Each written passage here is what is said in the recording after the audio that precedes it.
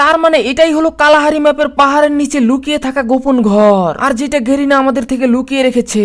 আপনি কি জানেন কালাহারি ম্যাপের এই পাহাড়ের নিচে এমন একটি জায়গা আছে, এমন একটি ঘর আছে যেখানে অনেক ডায়মন্ড আছে, কিন্তু আমরা উপর দিয়ে গেম প্লে করি কিন্তু পাহাড়ের নিচে কোনোদিনও যাইনি।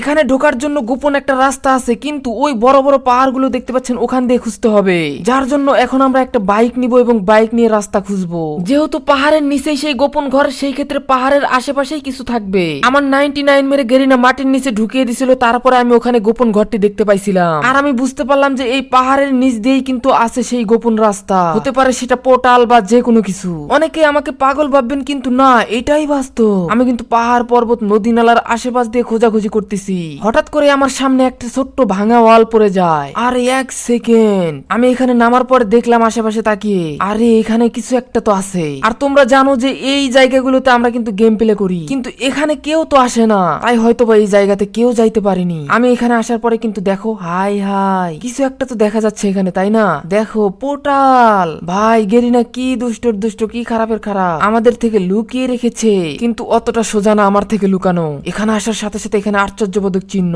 আর ম্যাপ ওপেন করার সাথে সাথে দেখি আরে আমি তো মাঝখানে, তার মানে এখন আমি পাহাড়ের নিচে আছি। আমি আস্তে আস্তে সামনের দিকে আগাই, তারপরে দেখি আরে এখানে ভয়ঙ্কর কঙ্কাল, এখানে কঙ্কাল আছে। আর যখনই আমি একটু সামনের দিকে আগাই, তারপরে আরে ভাই এখানে তো দেখা যাচ্ছে ডায়মন্ড, কয়েন, আরো কত কিসের খনি, কত কি বাইরে ভাই। এখানে কঙ্কাল রাখছে যাতে আমরা ভয় পাই, এবং ওই যে সামনে বড় একটা ভূত রাখছে যাতে আমরা ভয় পাই, কিন্তু কঙ্কাল এগুলো এমনিতেই রাখছে যাতে আমরা ভয় পাই এবং কিছু না নেই। কিন্তু আমি তো চালাক, আমি কয়েন ডায়মন্ড সব নিয়ে নেব এবং তোমাদেরকেও এখান থেকে ভাগ দিয়ে দেব। আমি এগুলো তাড়াতাড়ি দেখি, বাইরে ভাই আমার তো দেখে লোভ সামলাইতে পারতেছিলাম না, সবকিছু কিন্তু আজকে এখান থেকে নিয়ে যাবো। এখানে কয়েন গুলো কিন্তু আমি খেতে শুরু করি। ও বাইরে ভাই আজকে বড় লোক হয়ে যাবো। আর এখানে তো দেখি জম্বি, আমি জম্বি গুলোর কাছে যেতেই ঘুরানি দিয়ে আমাকে ড্যামেজ করে দেয়। বাইরে কি কোনো কথা, আমি তাড়াতাড়ি করে এদেরকে কিন্তু ফিনিশ করে দেই। ফিনিশ করে দেওয়ার পরে আমি তাকিয়ে দেখি আরে এখানে কি দেখতেছি, বড় বড় হাত। তারপর এখানে আমি লাল ড্রামও দেখতে পাই। আমি কিন্তু লাল ড্রাম গুলো তাড়াতাড়ি এখান থেকে ফুটিয়ে ফেলি, এখান থেকে সরিয়ে ফেলি যাতে উপরের এই কঙ্কালটা পড়ে যায়, কিন্তু কিছুই হয় না। আরে হাতগুলো দেখতেছো ভাই, কিসের সাপ হতে পারে এটা? এই মনে হয় এই সাপ গুলো দিছে।